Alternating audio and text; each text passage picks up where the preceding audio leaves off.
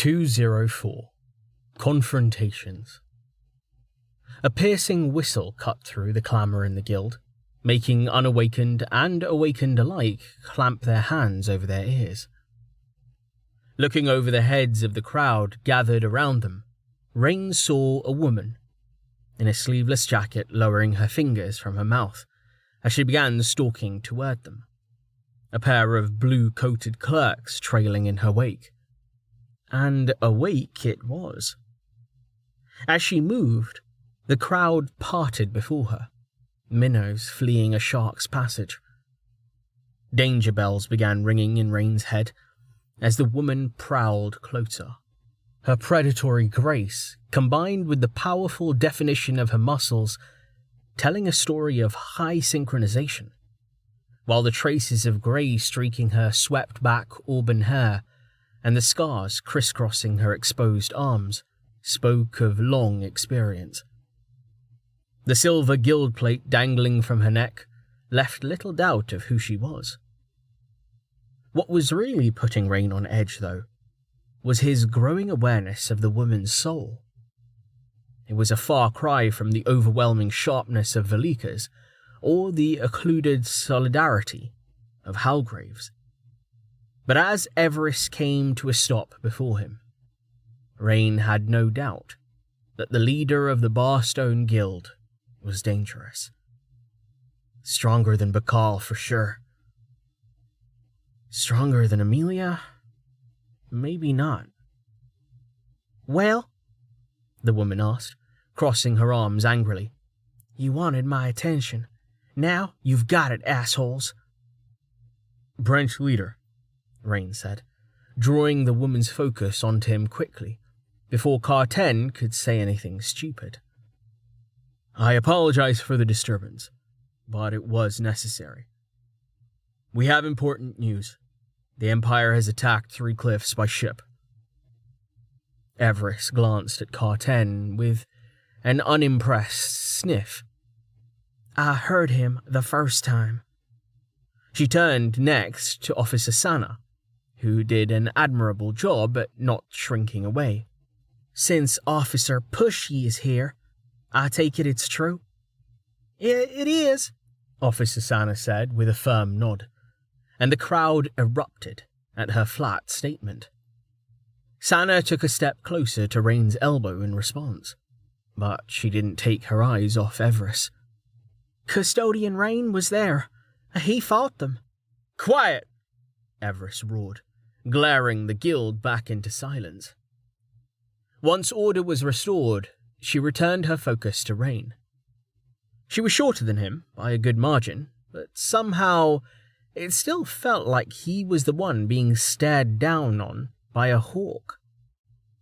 Finally, after a few long seconds of silence, she spoke. "Custodian Rain, huh? You'd think I'd have heard of you." "I'm new," Rain said simply. Everest narrowed her eyes as she stared into his mirrored visor. "What's your guild score?" "Unimportant," Rain said, meeting her stare for stare. Everest snorted, uncrossing her well-muscled arms. "That bad?" Rain remained silent, judging it best not to mention that the last time he'd checked his score, it had been negative. Maybe that had changed after the Rankin incident, or maybe not. He neither knew nor cared. Unexpectedly, before the staring contest went more than a few seconds, the branch leader smiled. "Okay then." Rain blinked. "What?" Everest turned to Tiller, speaking to the blue-coated clerk in a no-nonsense tone of command. "Get his story down, then post it on the board as an event quest. I want everyone spreading the news throughout the city. 3 tael per taker should do it. No verification required.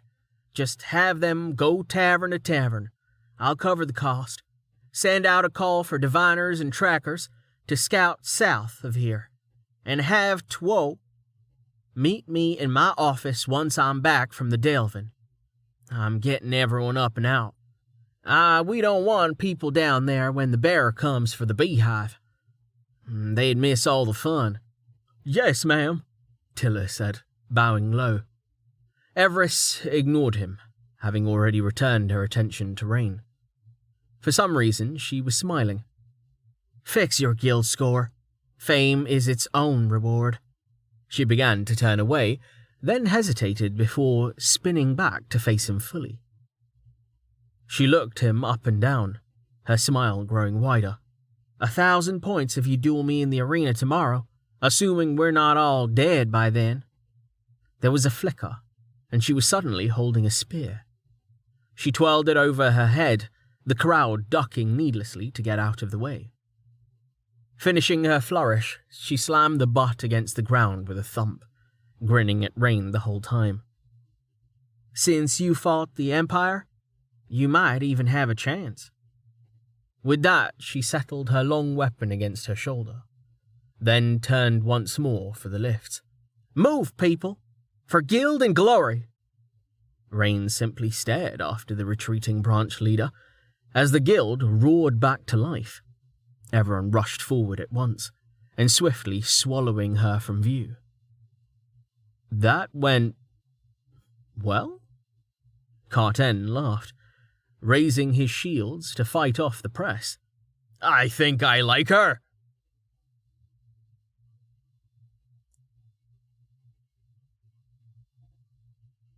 Amelia? Amelia woke with a start, finding herself slumped against a wall in Temerity's brightly lit bridge. She was still wearing the same crumpled outfit she had been since the ill-advised stealth mission to the city, but she'd dismissed all of her armor save her boots. She blinked up at Tawny, who gently removed his hand from her shoulder. They're on their way back. Thanks, Amelia said with a tired sigh, licking her teeth with a woolly tongue as she got to her feet. How long was I out? Just a few minutes, Tawny lied. If you say so, Amelia replied, polling her interface for the time. It was 4:28 a.m., but knowing that didn't help her say how far Tawny was bending the truth. It wasn't like she'd checked the clock before deciding to rest her eyes. She was exhausted, much more so mentally than physically, and sleep had just sort of happened. Grimacing, she shook her head and decided to move on. Did they get the supplies? Yes, Tawny replied, offering her a steaming cup, which she accepted gratefully. They had to hire a barge to carry everything. Also, we're going to have a visitor. Oh? Amelia asked, lowering the cup from her lips. The refreshing warmth of the spearmint tea washing some of the foul taste of sleep from her mouth. Don't tell me. He's bringing the orphan girl. He isn't, actually, Tawny said, though he did say he stopped by that tavern again and convinced what's-his-name to turn it into a proper orphanage. That sounds about right, Amelia said, taking another sip of tea. Setting it on the chair she'd been sitting on, she summoned her armor from the waist down, then reached for the belt holding her quiver. If not the orphans, then who? Officer Sana, Tawny said. Ah, Amelia said, finishing with her quivers. She picked up her bow before retrieving her tea and heading for the stairs. I don't think V's going to be too happy about that. That's why you get to tell her, not me, Tawny said, hurrying ahead of her. The metal door at the top released a tortured groan as he shoved it open. Amelia followed him through, her armoured boots crunching against the layer of frost. The remains of the ship's upper decks were entombed in ice, thick pillars of it holding up a low ceiling. Here, a small room had been formed for defensive purposes. Frederick was standing guard, holding an oil lamp, and she nodded to him in greeting. We're going to have to be very careful, Tawny said, lighting a candle from Frederick's lamp, then handing it to her. After I talk to Vanna and the Defense Council, Rain wants me to find her a room in the ice assuming the vote to let her aboard passes. Amelia nodded, hooking her arm through her bow to accept the candle. Frederick cleared his throat. Who are we talking about? Officer Sana, Amelia said, looking at him. She's coming back with the away team. Shit. Amelia said, acknowledging his concern. Rain, are you sure about this? There was a pause, then a flash from Tani's pocket, making him hurriedly extract Rain's anchor and hold it in his palm. The tiny yellowish crystal was about the size of a tell, and quite a bit more jagged, which Rain said had to do with how bad a job he'd done of making it. Ignoring its appearance, Amelia focused on the pattern of flashes, which Rain was sending more quickly now that she and Tani had grown more practiced at decoding them. When the crystal faded back to darkness, she spoke aloud for Frederick's benefit. Rain says he trusts this officer, and that we need friends more than we need secrets. Frederick rubbed at his chin. Well, that's all well and good. But what if she learns something she shouldn't? What are we gonna do? Kill her? You know, Rain wouldn't allow that, Tani replied.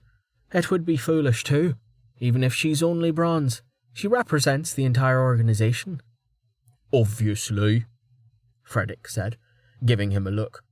Having muscles doesn't mean not having a brain. That's what I'm saying. If this officer finds out about V, we won't be able to do anything to stop her from telling the rest of the watch. We'll be screwed. Not necessarily, Tani said. The watch let V go, remember? Maybe, Frederick said. I'd still be right miffed with her if I were them, whether they pardoned her or not. Shh, Amelia warned softly, receiving a muttered apology from both of them. She exhaled slowly, hugging the warm cup to her chest. Rain was still beating himself over what had happened in Three Cliffs. He'd waited too long, and because of that, people in his care had died. Or so he felt. She needed to have a long talk with him about taking the blame for things that weren't his fault.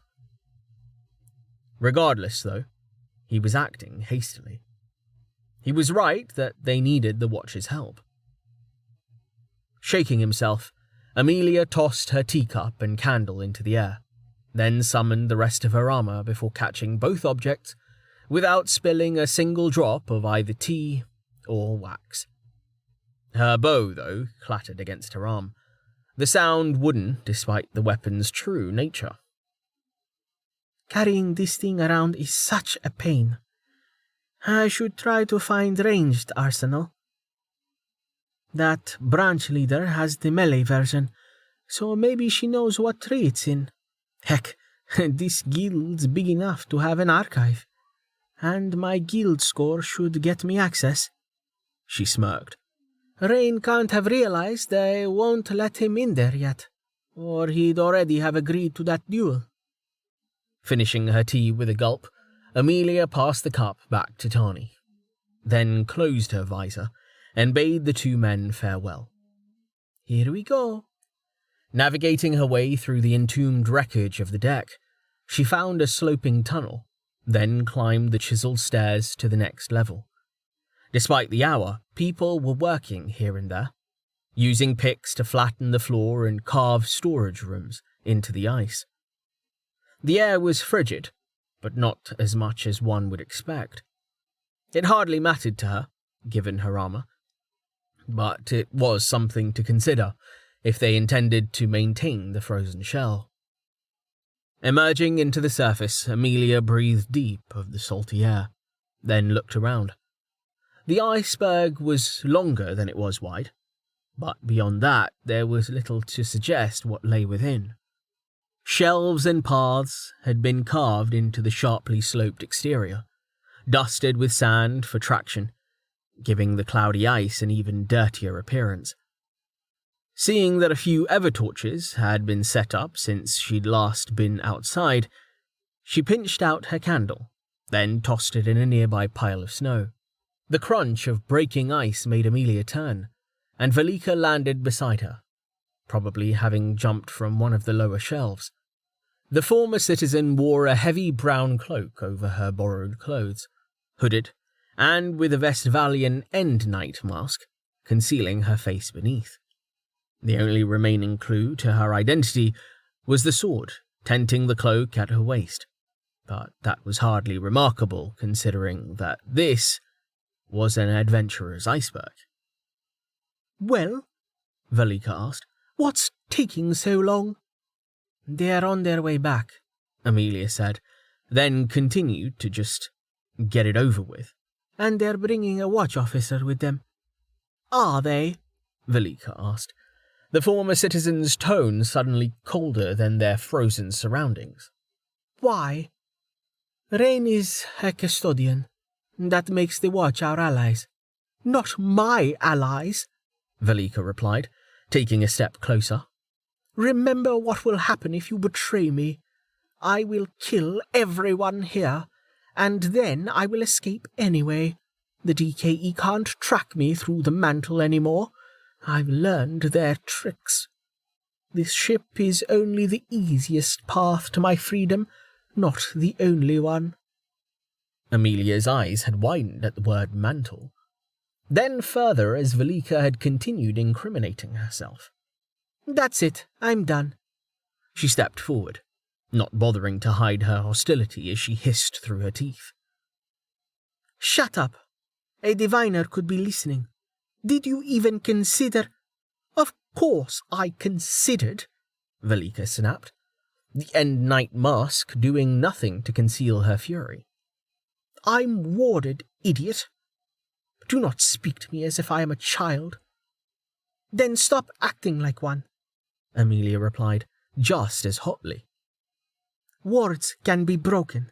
Your yapping is going to get us all killed." A gloved hand shot out from beneath the cloak faster than Amelia's eyes could follow, clamping onto her armor's collar. Deciding to ignore it, she looked up, meeting Velika's eyes through the holes in the mask. "Gods, how can you be so dense? Titans are at war, and you're threatening the ants trying to help you." "Ants?" Velika said, pulling Amelia even closer. "How appropriate, since I'm going to crush you like one." "No, you're not," Amelia said, grabbing Velika's arm and trying to remove it. She might as well have tried moving Tall Hot, but she continued undeterred. "Fight us, and you'll reveal yourself. Kill us, and you'll still be stuck on this continent in hiding. The officer is coming, like it or not. Either shut up and get below, or leave. You can run across the ocean for all I care.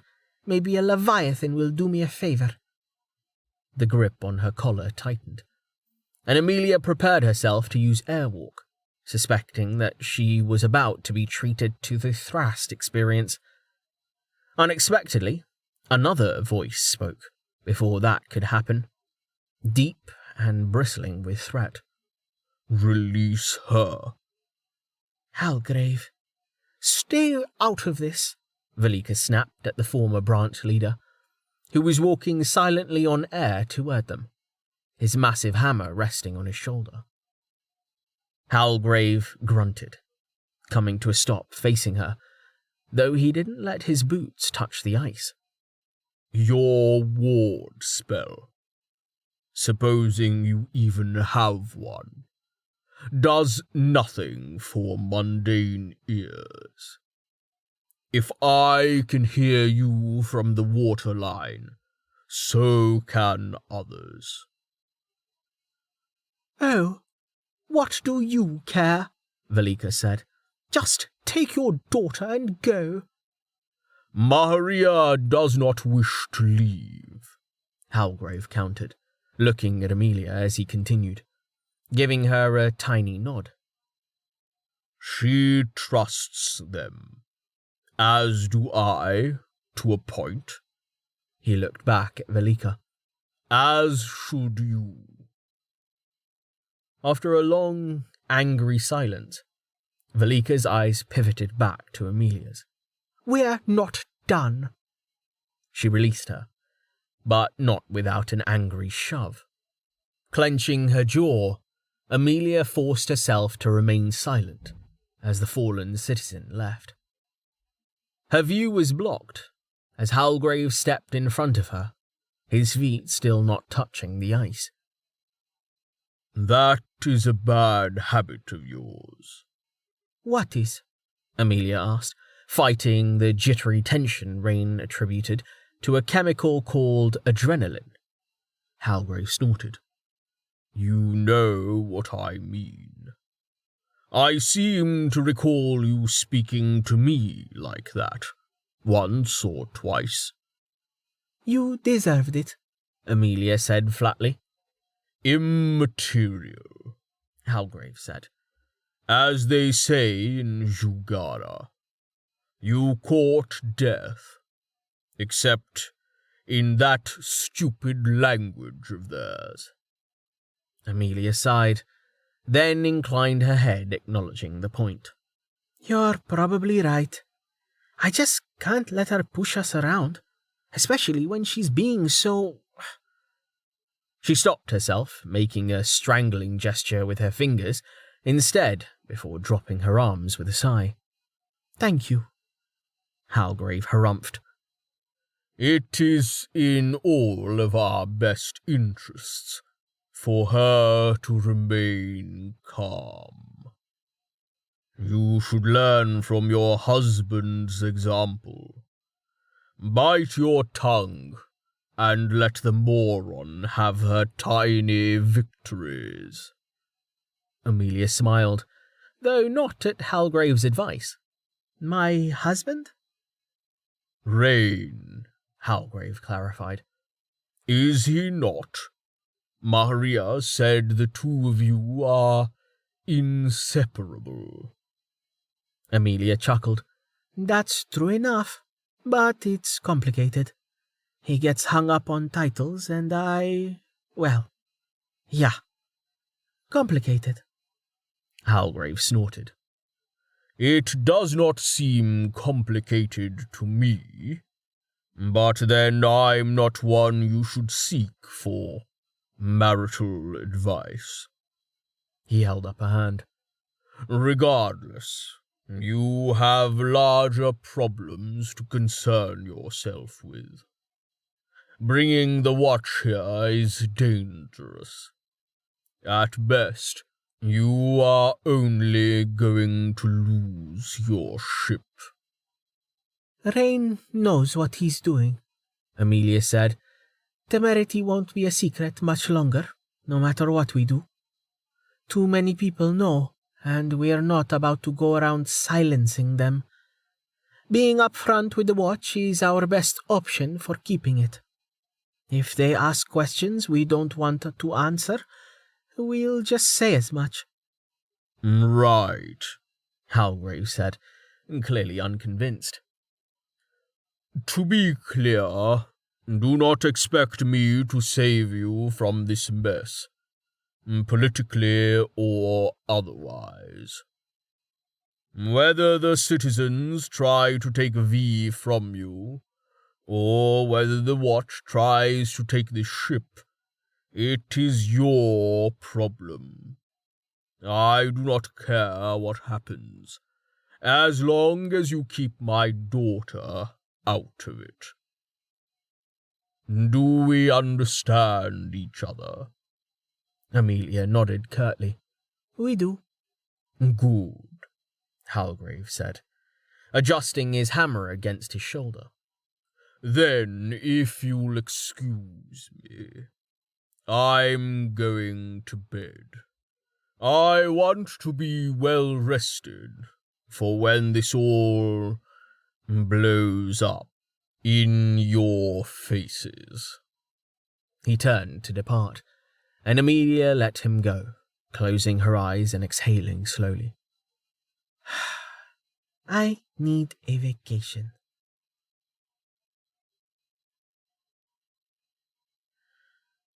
Loading the barge and crossing the harbour took longer than expected. By the time the 8 rowers had managed to paddle the bulky vessel out to Temerity, the sun was already beginning to brighten the horizon. Rain, meanwhile, had passed beyond tired and into the realm of the living dead. Just bring it up to the side, Lord Rain? Canab, the owner of the barge, asked. Not a lord, he said exhaustedly, though he perked up as he saw a flicker of movement. An armoured form detached itself from the iceberg ahead, soaring toward them in a graceful arc. Heads up! Nobody freak out. What? Ah! Canab shouted, stumbling back as Amelia dropped down beside him. Her boots thudded heavily against the barge's wooden planks. The rowers, likewise, reacted with curses and gasps of surprise. I said don't freak out, Rain said, but he was smiling as he stepped forward. He wrapped Amelia in a hug, bathing himself in the comforting warmth of her soul. Hi. Hi, Amelia said, squeezing back. Sorry, I landed a little harder than I intended. It's all right, my lady, Canab said. You just startled us is all. Not a lady, Amelia said, making Rain grin. He reluctantly released her after giving her another tiny squeeze. The air felt just a bit colder as he stepped away. He gestured to the barge owner. This is Canab. He was kind enough to let us hire his barge despite the hour. Can you tell him where to dock? Make land? Make ice? You know what I mean. Amelia waved a hand. Just pull alongside anywhere. Someone will throw you a rope. She turned to look at Sana, the final occupant of the barge. The officer was standing beside Canab in her woolly coat, cradling a sleeping dozer in her arms, and looking extremely awkward under Amelia's gaze. Rain hurriedly stepped forward to introduce her. Amelia, this is Officer Sana. Sana bowed deeply. It's a pleasure to, She struggled, muttering something too low for Rain to hear, then straightened. Sorry, it's a pleasure to meet you. You have a very beautiful soul. Rain blinked. Right. Of course she can see. Do I? Amelia asked, amusement in her voice. She waved to someone over Rain's head, and Rain looked to see Jameis wave back, sitting beside Carten in the metal rowboat, tied behind them. It was cramped back there, thanks to the cage holding a very plump and very angry fat bird. What's that about? Amelia asked, returning her attention to Rain. Dinner? Rain chuckled. No, that's for Ujesh. I felt bad that we still haven't found him something, and the guild was willing to sell it, so... He shrugged. Finn might be interested too, maybe. I wouldn't want to morph into a rotund chicken, but I don't judge. It's not as strong as the red ones, but it should do for a start. Let them use their skills at least. I suppose, Amelia said. Wasn't it expensive, though? Rain gestured to her dozer, still held in Sana's arms. Surprisingly, no. And apart from that, dozer managed 40 tel today. On top of what I brought with me. I had enough for everything we needed. Amelia fixed him with a flat look, plain despite her visor. You let people see your money, Slime? Not by choice, Rain said. I was haggling and He raised his hands, spreading his fingers quickly to make a popping sound with his lips. Of course, Amelia said with a note of amusement. She looked again at Sana, still clutching the slime to her chest. Then back to Rain. You realize people are going to try to steal him from you now, don't you? I would never... Sana began, sounding horrified. Not you, obviously, Amelia said. She gestured vaguely. People. Guilders. Assholes. Oh, right, Sana said, sounding embarrassed as she squeezed Dozer like a stress pillow. Rain cleared his throat. How did the vote go? Amelia shrugged. It was close, but she can come aboard. She fixed Sana with a cold stare. Provided that she agrees to a few restrictions. Her voice was surprisingly harsh as she continued. You aren't to speak to anyone other than me, Rain, and a few others you'll meet in the morning. No questions until then, and no snooping. If you learn something you shouldn't, you might have to stay with us for a long, long time. Amelia, come on, Rain said. You can't just say that. Custodian? Sana asked, concern in her voice as she took a step closer to him. I have nothing against you personally, Amelia said, though her tone remained hard. Rain trusts you, and that's enough for me. But Ascension can't trust the Watch as a whole. Not with everything that we know. We'd like to, but we can't. The restrictions are for your own protection as much as ours. Know that we mean you no harm, but we won't let you take what's ours. Sana swallowed heavily, then stepped forward. True. She glanced at Rain, then back at Amelia. Okay, I agree to the restrictions. Thank you, Sana, Rain said earnestly. I really think this is the best way forward, given the urgency of the situation. We're not forcing you, though. If you want to go back to shore, we won't stop you. I'm coming aboard, Sana interrupted firmly, stepping forward. Her confidence was clearly a mask, though. If Dozer had had bones, he'd have been powder by now. As it was, the slime was still firmly asleep, nothing but tired contentedness flowing through the link. Good, Amelia said with a nod. She spread her arms wide, then beckoned. Come on, then. I'll take you both over. Thank you, Rain said, quickly moving to embrace Amelia, her comforting warmth again pressing back the chill. Thanks again for the ride, Canab. You're welcome, my lord, Canab said. For what you paid, you won't hear me complaining. Not a lord, Rain said again. He could feel Amelia's laughter, and while he was still tired to the bone from sleep deprivation and constant stress, the complaints of his body hardly seemed important with her beside him. Coming? Amelia asked, beckoning to Sana, who had frozen in place. Rain turned to better look at the officer, then raised an eyebrow. Is she blushing? Sana stammered. I wouldn't want to come between your souls or so, and I